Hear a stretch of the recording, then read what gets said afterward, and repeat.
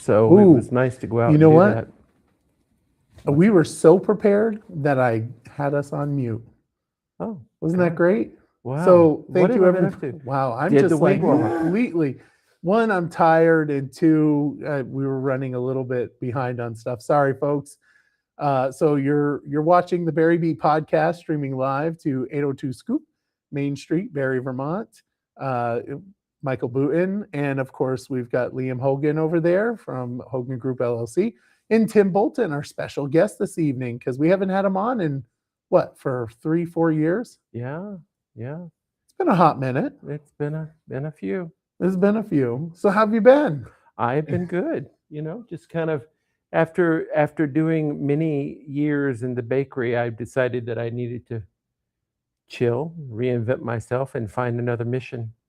So Nice. for me, it's just kind of working on a certification, and then we'll see where that takes me. Nice. Very nice. Certification as in Well, so most people that know me know that I have like a bajillion degrees, right? So the very first job I ever did was in X-ray. Always enjoyed it. Did it throughout my military career, enjoyed it. And, there's a real need for those folks. And so I took kind of a placement test and was kind of surprised that most of your anatomy and physiology doesn't really change. So now I just have to take the test to recertify, and then I can work anywhere. Nice. That requires the certification, and most places do. Great. But yeah, it's always an adventure. I like to do things continuously. I like to keep going in life. I see no reason why I need to stop living. Most people, I don't foresee myself ever not really working, but I'm a weirdo like that. Well, I mean, you're getting close to retirement, right? I've passed retirement. Oh, are you past retirement? Yes. Oh. I actually retired 20 years ago. So that has been kind of fun. So it's nice to have that sort of mindset that you can now do things that you want to do instead of what you got to do. Nice. Yeah, Very nice. So are you familiar with the format of Barry Beat I am. on how we've been doing things? Well, Because we have changed it significantly since. well, I'm going to follow your lead because that's Oh, kind of that's how not I'm always the going to safest do bet. that. Well, Liam says that you just create a whole list of stuff and just kind of come down this list, And I'm never one to really shy away from having a real opinion about stuff. That is very valid. I was just listening to something the other day about there's this new move in the National House to turn minimum wage into $25 an hour. Can you just imagine the turmoil in the country at 25? Listen, I was in New York City the weekend that they made minimum wage $15 an hour. I went into a coffee shop, a well-known coffee shop, ordered the routine coffee that I always ordered with my family, and they got it wrong 3 times. So at $15 an hour, I don't consider this a good deal, but that's just me. So I'd pivot and make a comment differently than what you just made. I would disagree with the 15 minimum just because of the 25 minimum, just because of the fact that what it then does is it pushes up Yes. the expenses. So the only people that are really impacted by that are the middle class. What we could have an actual conversation about basic minimum income, and it would be something that I would actually be interested in entertaining. But that's a different story. Special episode I'm of not, Barry Beat. Yeah, a special episode of Barry Beat. I'm warm to the idea, but it would need to be like within my guidelines. Yeah. Well, I just don't know. Make it so that nobody would want to do it. Well, I don't know that many restaurants and many service industries are in favor of that, only because margins are typically way shorter than that. Yeah, well, margins for and have you seen the average worker lately? I mean, I get I think that for that particular, first off, it's going nowhere. I mean, that bill won't go anywhere. But I think that there is some significant concern over pushing cost of goods up, which would ultimately kill that that particular program. What we should do is those that are on the lower income, we should tell them to get into the trades, because that's where the money is right now. I'm just saying. Not with meteorologists, which we're going to talk about now for the weather. So tomorrow, letting folks know for the week what it's going to be like. So tomorrow, it says there's no rain, although my app earlier said that there was going to be rain, but now it's going to be sunny. And that's Monday, 84 degrees. It says it was 81 degrees today, but I had temperatures of at 90 at least. Where is this? Is this even Barre? Well, we were outside washing cars. It was pretty warm today. It was pretty hot today. Tuesday, there's going to be some rain, high of 83. Wednesday, partly cloudy, high of 87. Thursday, thunderstorms. We don't need those. We'll get into that shortly. 6-8, that's going to be 89 degrees. So not only is it going to be wet and thunderstorms, it's going to be 89 degrees. Gross. Friday is going to be 85 degrees with some rain. Saturday, rain and thunderstorms, 81 degrees. And Sunday, 80 degrees with rain. So not boding well for the 4th of July and no, on it's Saturday. Not. Darn it, I'll be in Portland, so it'll be all right. You're going to be in Portland, so we're so glad that you're going to be in Portland. Abandoning ship. Oh yeah. So we should probably go over the North End conversation that happened last week. That was on Monday night. So we didn't have any opportunity to talk about it because we do Barry Beat on Sunday. So Mayor Lozon hosted a public meeting with the council to begin discussing a long-term vision for Barre's North End. And still, obviously, the North End is still recovering from the 2023 flood and 2024 flood. While a few ideas emerged, the meeting concluded with a proposal to create a citizen committee to develop a comprehensive redevelopment plan. So Tom had pitched a 5 to 7 member committee to develop a long-term vision for the neighborhood. His desire would be, at least what I got from the meeting, was he would want people that are professional in nature that know what they're doing with regarding this, which is understandable if you're going to have a committee. I'm assuming that there would be significant input from the North End. In fact, like all input from the North End. And we have plenty of people in the North End that would check off those boxes, right? So you got Ed Stanek, who is like familiar with Act 250, Joellen Calderera, who has a myriad of experience dealing with flood responses and redevelopment. She was a city manager for a time period, not here, but elsewhere. There's definitely a lot of education and experience that we can tap into, and hopefully that committee will be comprised of North End folks that have that experience. But if you want to apply, you need to go to the website and do that. It is Adam Bisson. I don't know who that is. Do you know Adam Bisson? It's Tim Bolton. Oh, I know Adam Bisson. Yeah, he works at Bellavance. Oh, okay. So there you go. Say hello to him. Hi, Adam. Thanks for tuning in. And you know what? If somebody wants to come on, just send me a message and let me know. We'll have you on, and won't have you on again if we don't like you, but whatever. So Tim won't be here for, no, I'm just kidding. My one time. Damn. Darn Adam says hi. So Tom believes, or Mayor Lozon believes, that the city has to have a united vision, right? And we've been denied a couple applications, which the reasons why we've been declined those applications are known. Partly because we had the headworks issues down at the wastewater treatment center.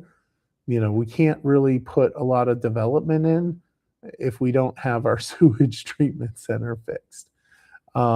So that's already on the docket to get corrected, though. And so hopefully this group of folks, I'm assuming that they're going to be the ones that are going to be really providing the direction, because it is a steering committee, to get an application in, because ACCD wants to work with us. They definitely want to give us the funds that are available. That they care about Barre, and we just need to kind of line our ducks up a bit. A little bit more. A little bit more. Yeah. So we'll see. I think that while I'm not a Barreite for sure, it needs to have a fair amount of creativity, but also we're not Disney. It needs to be creative, but yet it needs to function in the real world. Hi, Kathy.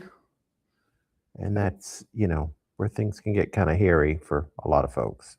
Yeah. And Kathy Silk is joining us, who also went to the meeting on Monday as well. So, yeah.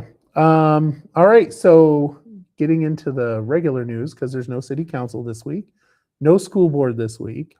Oh, And shucks. I know, just it's a nice week off. it's great. You know, a lot of public officials have the week off, which is great. It's always nice. You guys get the 3-day weekend too? You get Friday, Saturday? I do. Yeah. Yeah, I get Friday, Saturday. Yeah. My company is like super generous.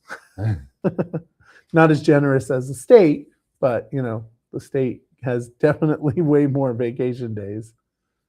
But I mean, it is what it is. The Vermont Renaissance Fair is marking its the Vermont Renaissance Fair is marking its 10th anniversary this weekend at Champlain Valley Expo in Essex Junction, bringing thousands of visitors together for a celebration of medieval history, fantasy, and family-friendly entertainment. Organizers say the event has grown into one of Vermont's largest theme festivals, featuring more than 150 artisans, live performances, armored combat demonstrations, jousting, and interactive experiences for all guests of all ages. How come we didn't go? I went last year. You did? I did. Yeah, it was a lot of fun. It was an incredibly hot day last year. It was but- pretty warm yesterday too. But yesterday I was busy in Barre, and then today I kind of do like a pseudo work thing on Sunday. So I do a lot of scheduling and programming for. Was it today too? Yeah, it was usually 2 days. Oh yeah. It was. Ah, biscuit. But I went last year and it was a lot of fun. There was a lot of people. It was really hot. But and I imagine it was warm today, but I thought it was well worth it. I went to the sci-fi festival they had a few months ago, and I will tell you, I was like shocked. It was really enjoyable. And it was way off, like it beat my expectations by a lot. I want to go to this. Oh. And I could, The Renaissance Fair? yeah, Oh, it's I fun. could 3D print myself an outfit. Oh, dear God. Oh, Jesus. You better start printing now for next year. Oh, that was harsh. That was a fat joke at my No, it was expense. just how slow that printer is you got. Yeah, okay. All right.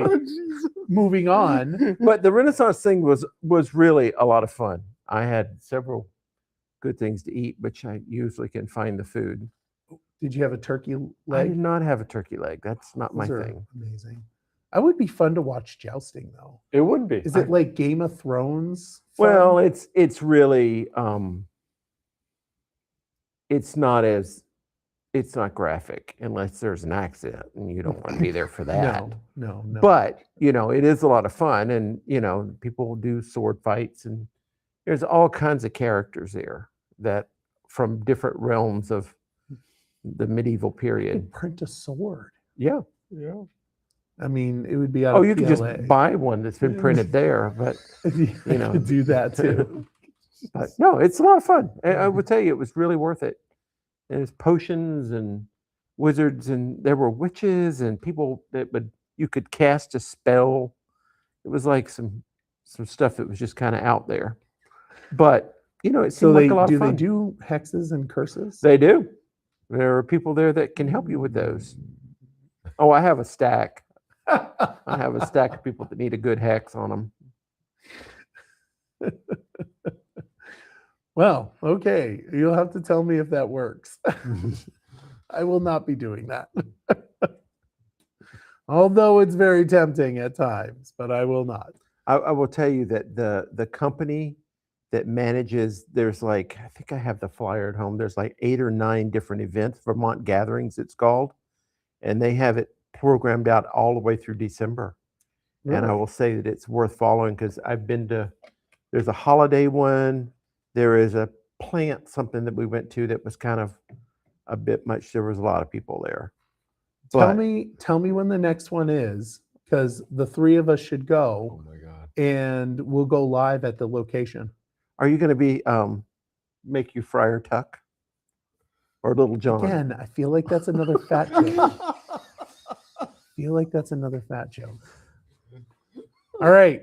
Waterbury kicked off Vermont's Independence Day celebrations with its annual, not quite Independence Day festival, adding a patriotic America 250 theme to mark the nation's 250th anniversary birthday.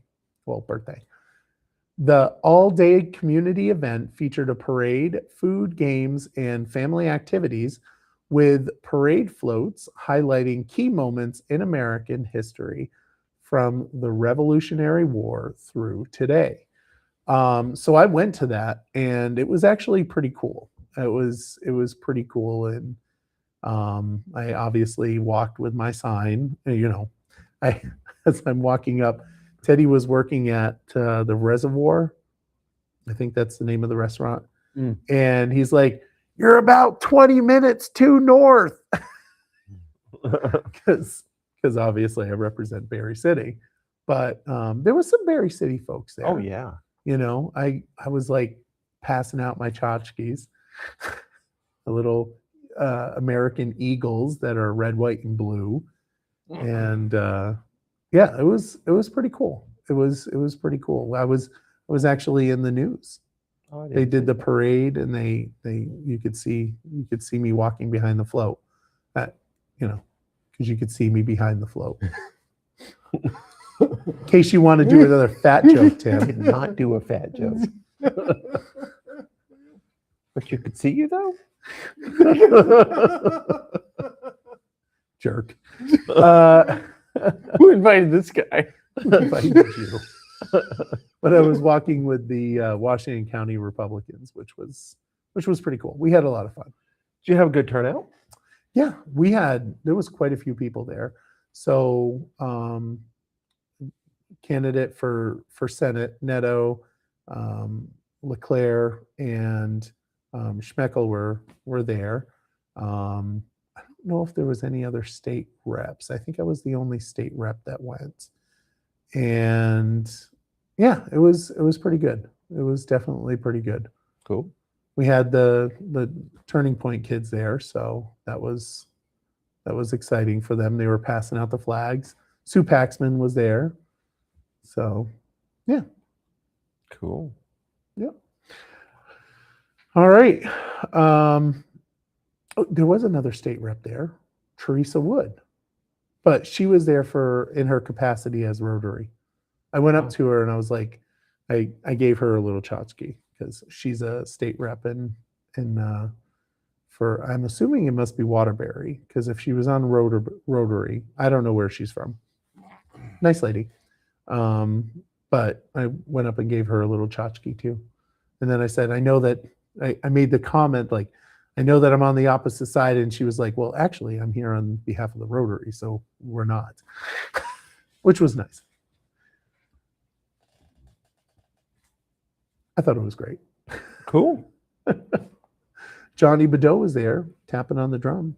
Oh, really? Yeah. Yep. We had a little band in the back of the float.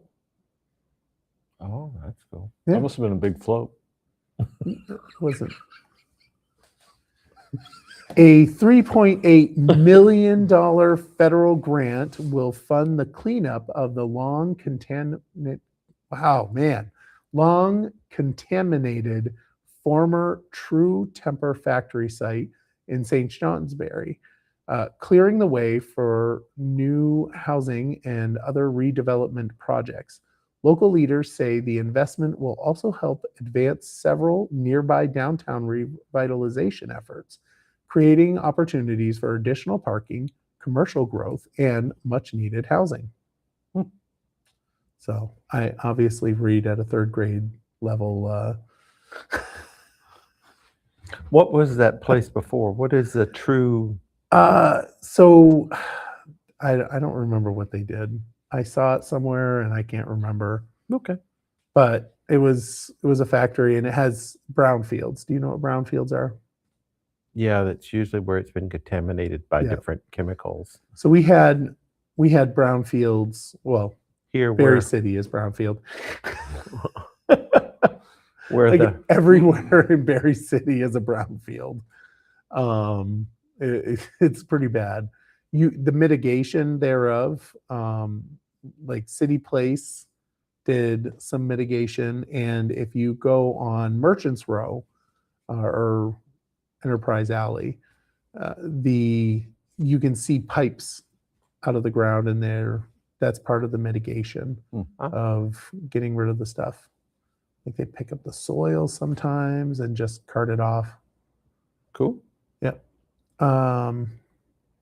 So it's No. really important to have that brown field. I think I remember reading about that when Depot Square burned down. Yeah. Something about that, I think. Oh, that's the reason why they couldn't develop it and we wanted to cap it, but we couldn't cap it because it was a brown field. Capping it as in like just pave over it. It wasn't, we were having some difficulty redeveloping it. So we ended up doing the remediation for it. Exciting stuff. A legal challenge is brewing over Vermont's new education reform law, with critics arguing that the Act 73 will violate state constitution by shifting key decisions about local schools away from voters and elected school boards. Supporters of the law say that changes are necessary to control rising education costs and create a more equitable statewide school system, but the opponents believe the issue could ultimately be decided in court. And that's specifically regarding religious schools. So Mid-Christian, I think it was Mid-Christian Academy. Yep, down in Hartland. Yep.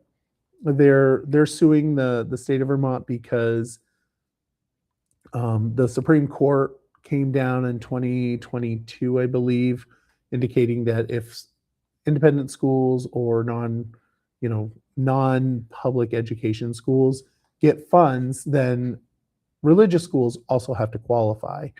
The thing that I don't understand, because Act 73 didn't like ban independent and private schools. What it did is it set standards.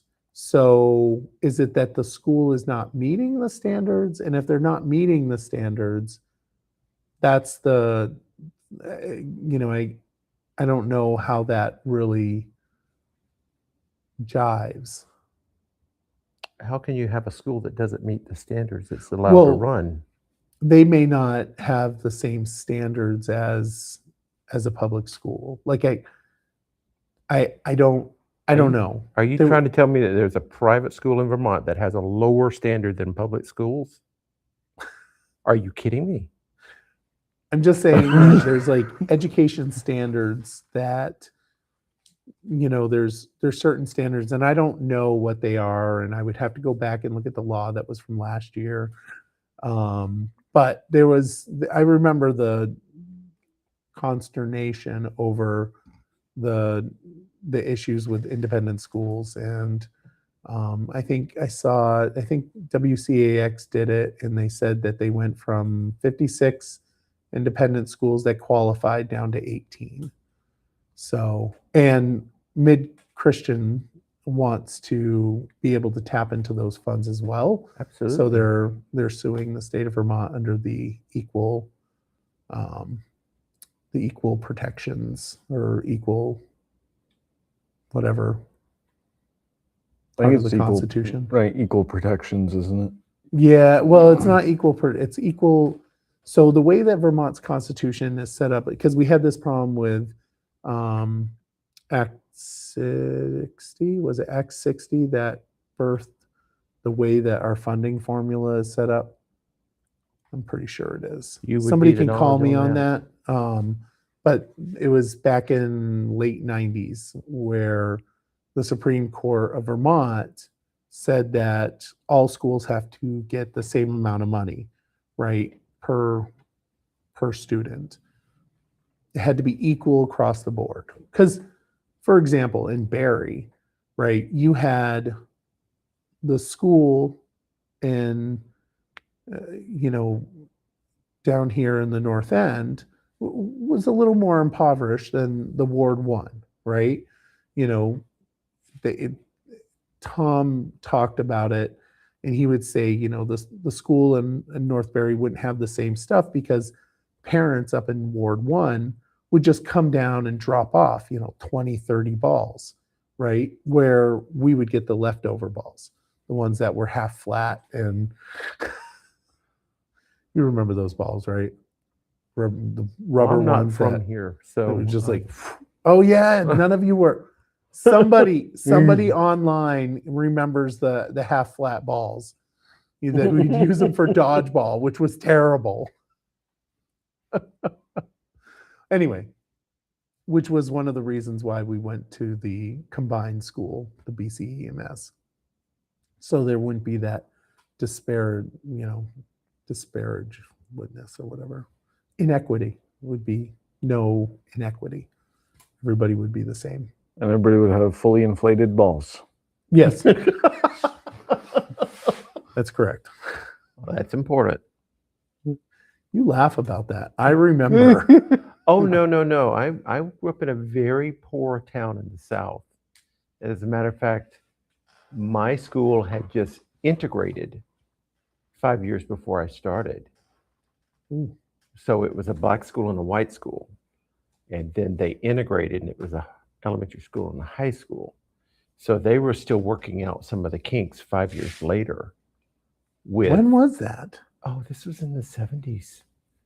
People drug their feet for integration just like they drag their feet for things here. And it happened. It's just normal. Down there.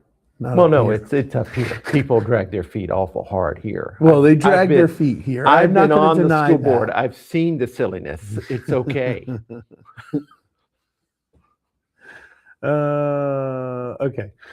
Senator Bernie Sanders is urging Congress to move quickly on artificial intelligence, warning that without federal safeguards, AI could lead to widespread job losses, greater economic inequity, and increased corporate power. Sanders says the technology has enormous potential, but argues its benefits should be shared with workers, not just large technology companies.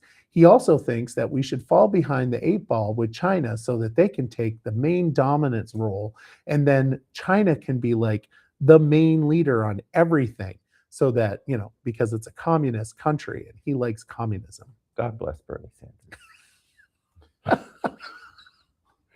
Somebody That mailed- was not in there. No. That was just my additional comment on that. Folks, I can't express this like enough. AI is not scary, and if we do not embrace it, they will. Oh, they And already have. They already have, right?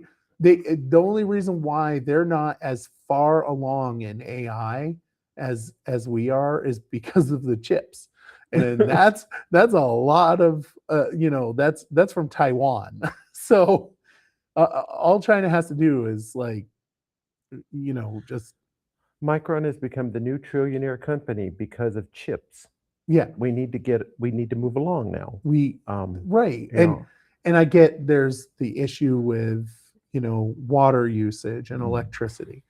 Obviously a problem, although one could say that concern is overinflated. I read somewhere that Virginia is a large location for these data facilities, and they don't have the surge in electricity.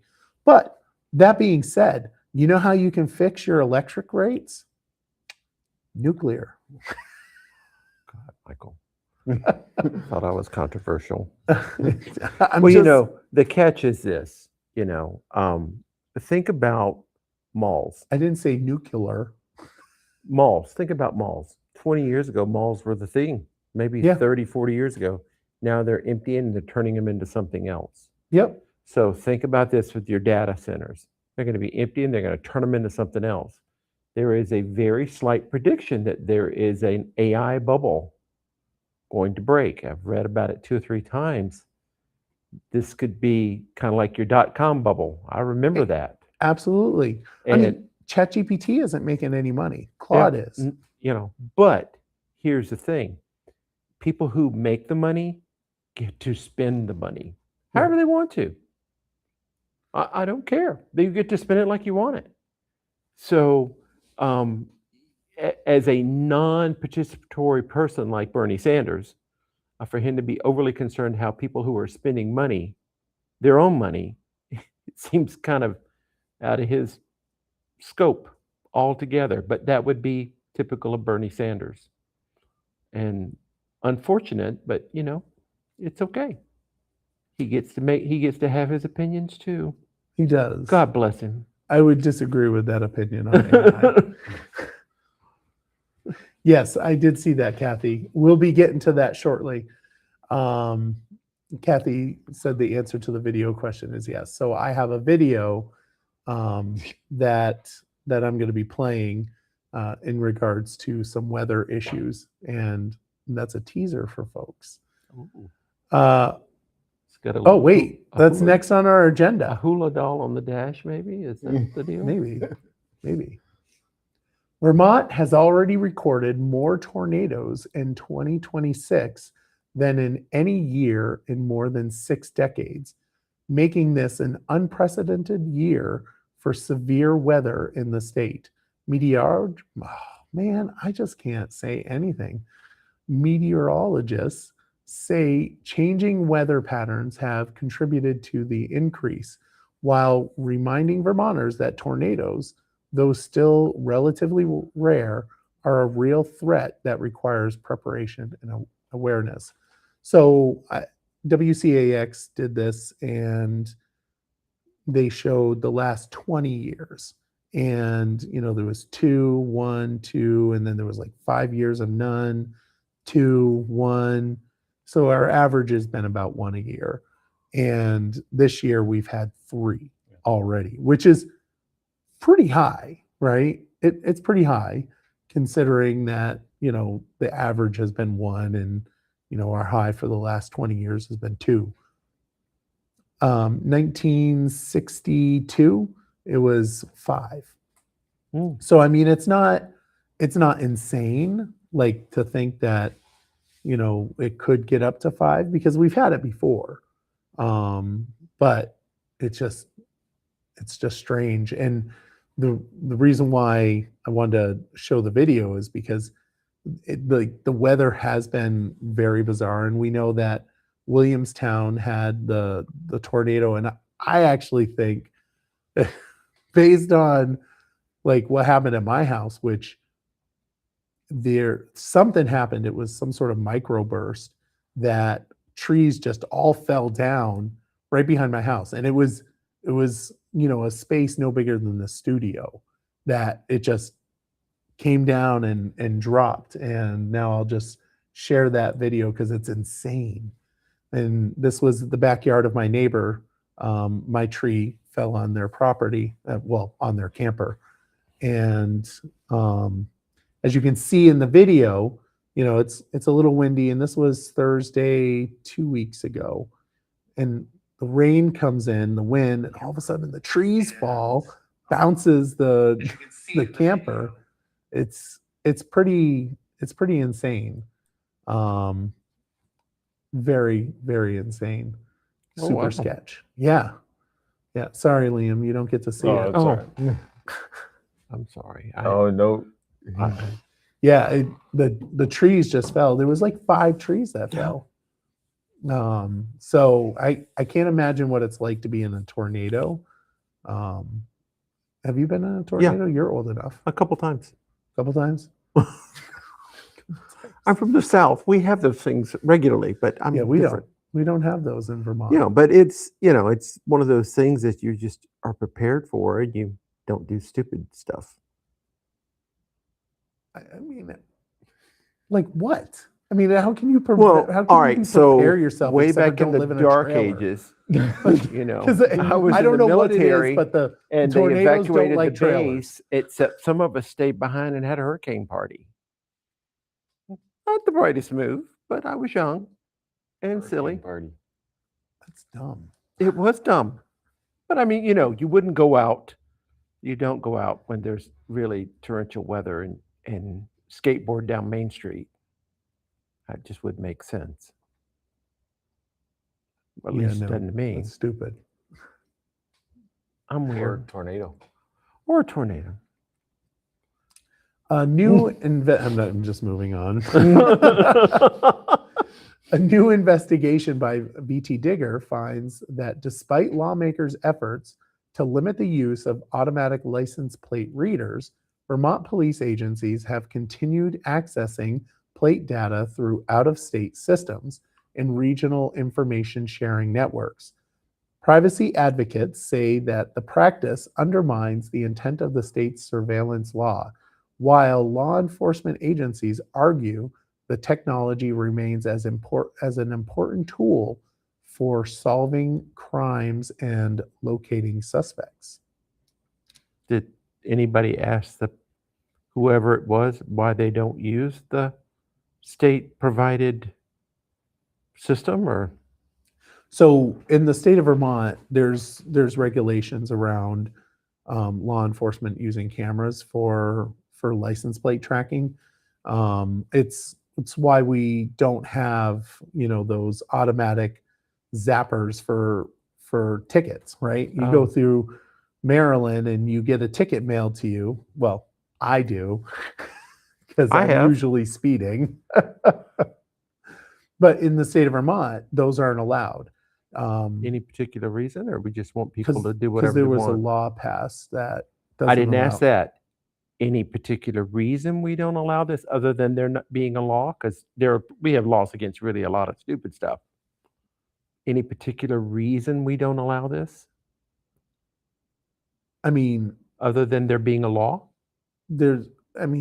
why would I don't want? Listen, with all due respect, okay, this is a hot topic for me. It pisses me off. Okay, if you want to give me a ticket, okay, pull me over. Don't send me a ticket in the mail and say you're going to pay this $20. You know what? Have the police officer pull me over. And if there's no police officer at 3 a.m, I guess I'm going 80 miles per hour and I'm not getting into trouble. Well, we would disagree on this, but that's okay. You can be wrong. It doesn't bother me. I'm not wrong on that. I'm not wrong. I should not. If I'm going to get a ticket, you should be pulling me over. Years ago, there was a guy that lived down by Jockey Hollow, and he put a big sign in his front yard that said, you can drive 45 miles an hour through this area, and it's a 25-mile-an-hour zone. But if you hit or hurt something that's mine, you will not live. I thought it was a great sign. I mean, he was really clear. He was up front. He explained the rule. Everybody knows what the rule is. Don't do it. And then later on, somebody came down and said, you can't do this. I'm Yeah, you giving can. people fair warning. Don't do something stupid. Now, I don't want anybody to I've been hit by a car. It's not much fun. But, come on. Let's practice some civic responsibility here. Obey the laws. Move along. I just want to be clear, okay? Just for the record, it's not like I'm going crazy speed. I'm not like Speedy Gonzalez, okay, going like 90 miles per hour. I'm like with flow of traffic. Okay. Okay. Now, having received a couple of these tickets in my lifetime. Oh, you have? Oh, yes. I thought I got them in you- different countries where I didn't speak the language too. How about that one? And you don't really argue with these because the law says this is the way it is. Pay the bill. Yeah, well, no, that's the way it is in Maryland. Well, But you can't do that in Vermont. And then- hashtag Vermont's awesome. okay, good. That's exciting. Plus, and these, so there is like that kind of. I have a huge issue with government and data. Like when we talk about data centers and companies, having my data, that I don't get as creeped out by it. But like governments having my data, they have the ability to hurt me, right? They can put me in jail. They can take away my life. Meta's not going to be able to do that. Meta can make my life miserable if I, read their stuff, or they send me ads for stuff, right?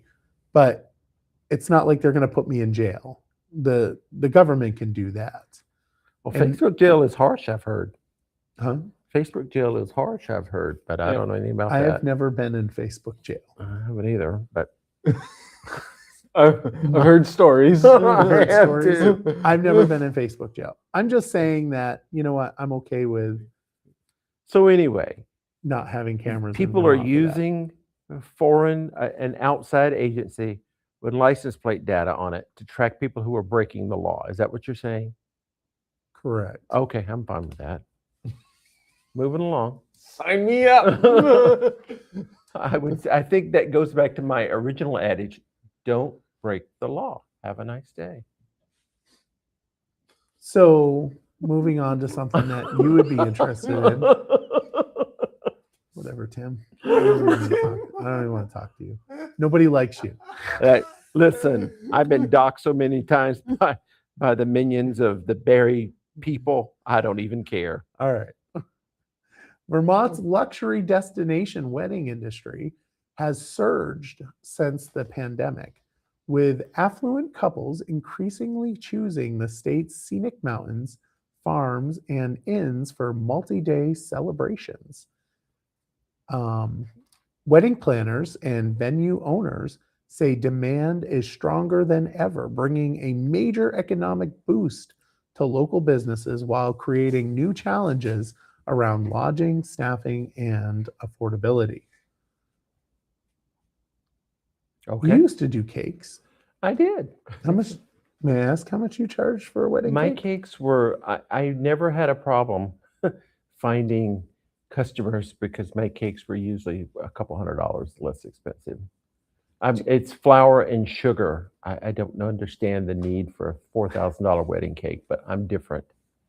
So this luxury destination brings hundreds of millions of dollars Oh, into yeah. Vermont.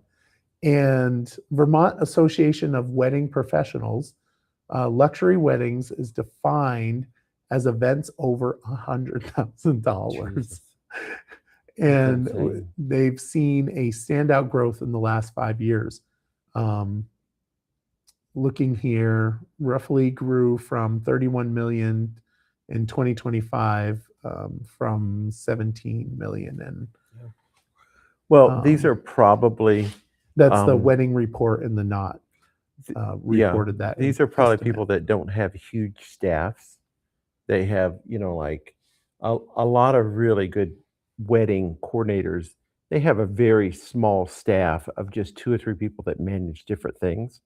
And so it works out really well. But if you have like an organization with 5, 10 employees, this becomes a little more harem scarum. And that's a little more frustrating and exhilarating to work with, which is no. So a Hyde Park wedding planner, Jacqueline Watson, said her business takes on between 8 and 10 weddings annually. Each event generally carries a budget ranging $250,000 Crazy. to over $1 million. Kathy says, buy a house. Exactly. The amount of money you could buy a house, and like multiple houses.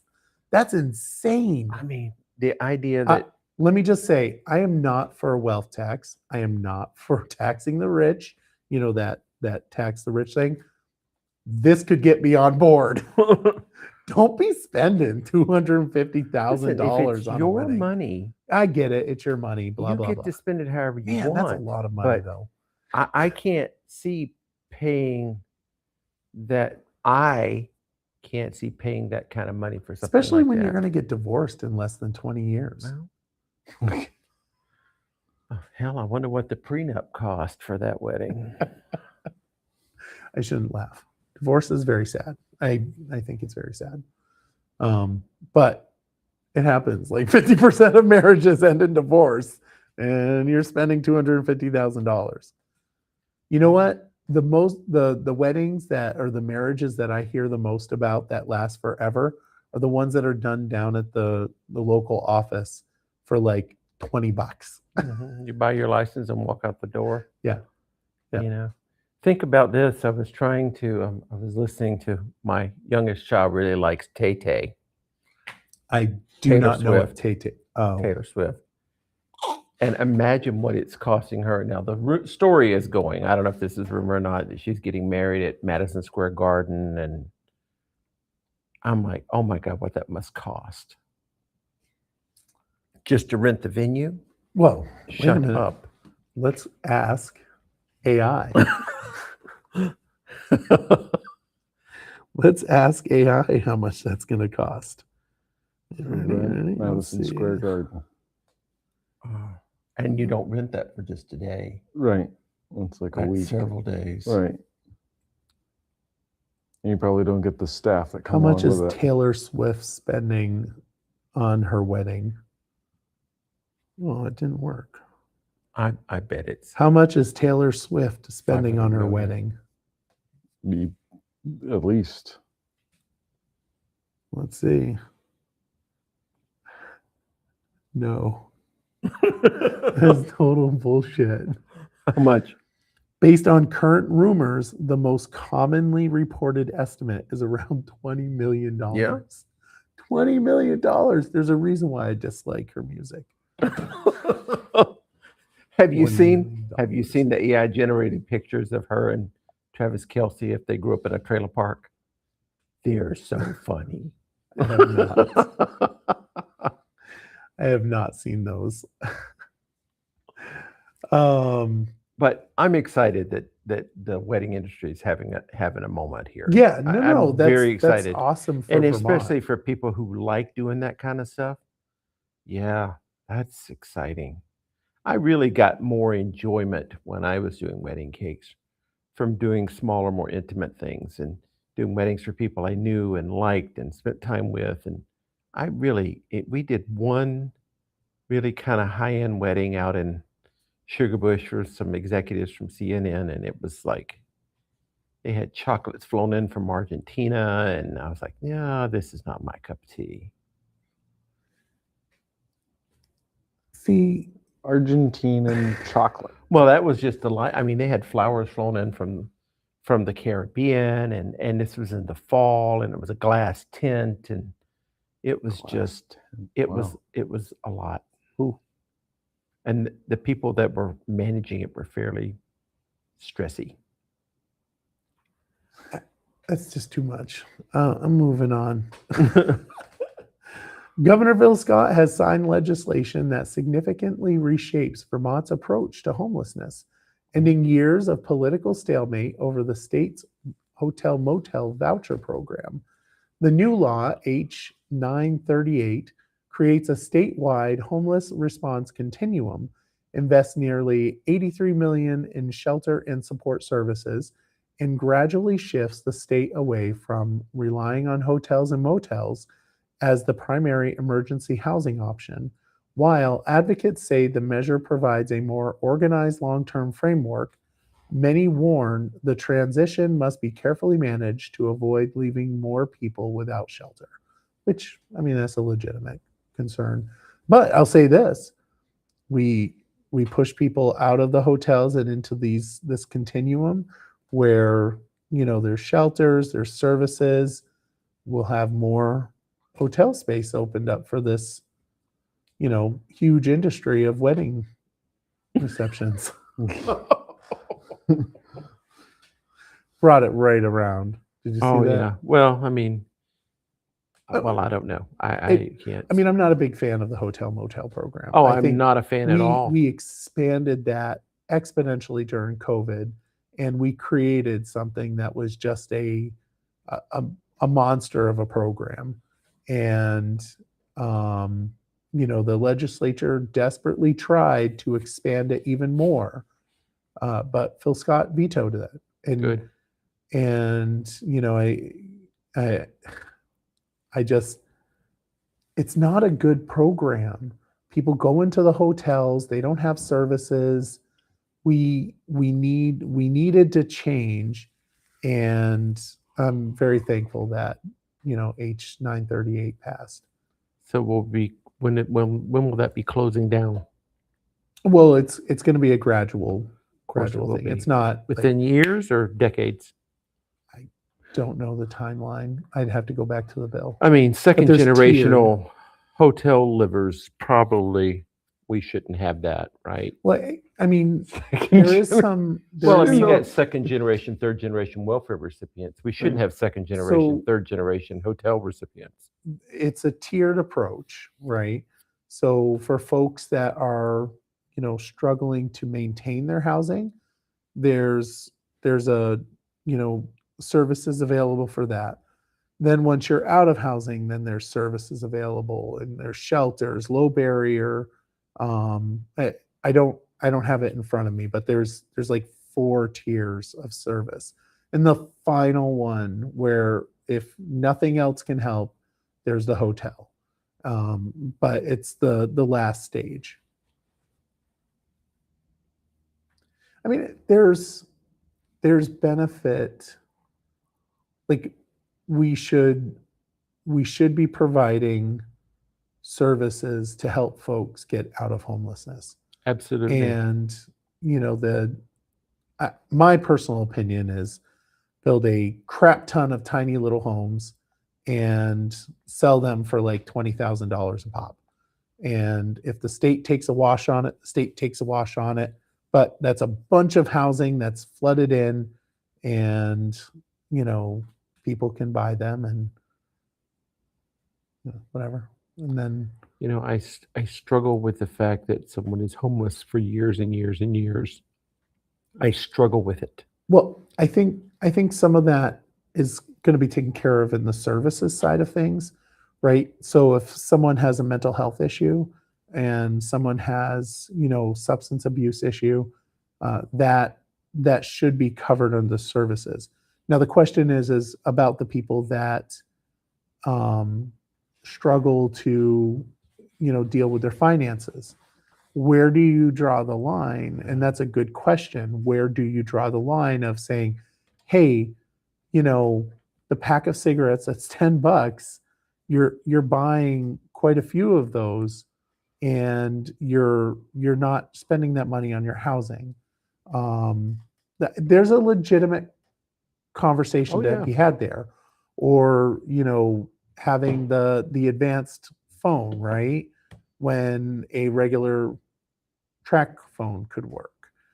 I get that argument, and there's a legitimate argument on that level. But the issues that I think are most important to handle for homelessness would be that mental health, that substance abuse, especially like substance abuse. And I really hope that takes foot, because not only does it deal with the homelessness issue, it also deals with our criminal activity issues, right? Because if you're not, Kathy says budget is the key, and if you're not budgeting properly, you're definitely not going to be able to have a house. And there should be services to teach people how to do that. Me personally, I think that because it's not passed on. No. It's not passed on. So I think there's some benefit to that. But the substance abuse side of things, helping folks in that crisis to, get out of homelessness and get out of the substance abuse is really important.